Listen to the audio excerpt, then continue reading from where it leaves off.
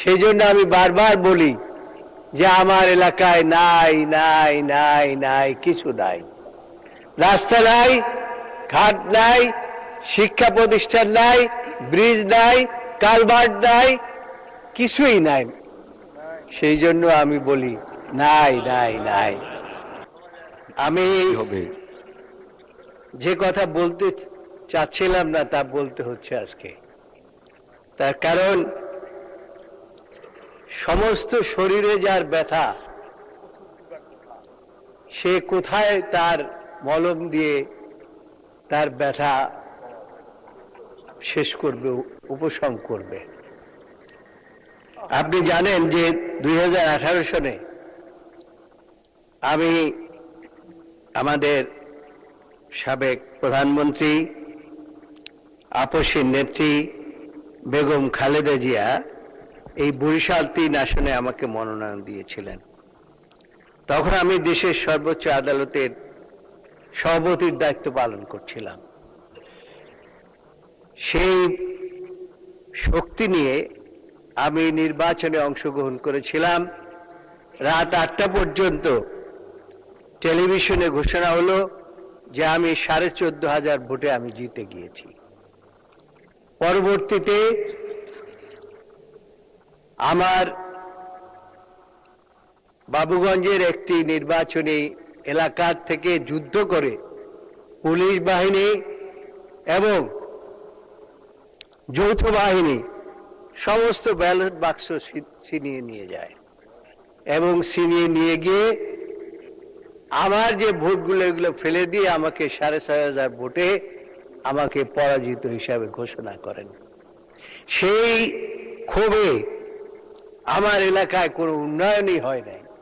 সেই জন্য আমি বারবার বলি যে আমার এলাকায় নাই নাই নাই নাই কিছু নাই, রাস্তা নাই, ঘাট নাই, শিক্ষা প্রতিষ্ঠান নাই, ব্রিজ নাই, কালভার্ট নাই, কিছুই নাই। সেই জন্য আমি বলি নাই নাই নাই। মাননীয় স্পিকার, আজকে যে আমি সিদ্ধান্ত প্রস্তাবটি এনেছি সেটা হচ্ছে,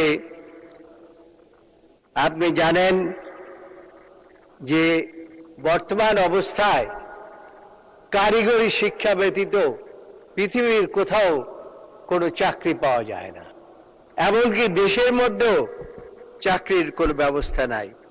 আমার এলাকায় হাজার হাজার বেকার যুবক ঘোরাফেরা করে। তারা বলেছিলেন ভবিষ্যতে নির্বাচিত হলে আপনি আমাদের জন্য কি করবেন। আমি বলেছিলাম যে আমাদের নেতা জনাব তারেক রহমান বলেছেন এই দেশ হবে একটি সমৃদ্ধশালী দেশ এবং এখানে কোনো বেকার থাকবে না। আমি এই আশ্বাসই দিয়েছিলাম।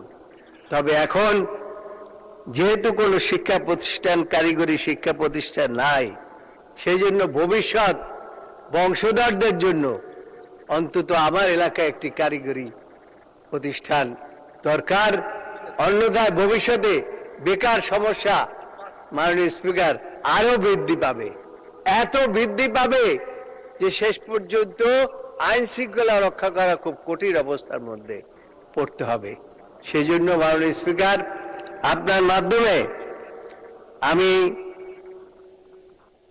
আমাদের মাননীয় নেতা এবং প্রধানমন্ত্রীর দৃষ্টি আকর্ষণ করছি যে বরিশাল 3 বাবুগঞ্জ একটি দ্বীপ অঞ্চল। এই দ্বীপ অঞ্চলের মানুষকে যদি বরিশাল যেতে হয় 4 থেকে 5 ঘন্টা সময় লাগে বরিশাল শহরে যেতে, তার কারণ মাঝখানে নদী দ্বারা বেষ্টিত।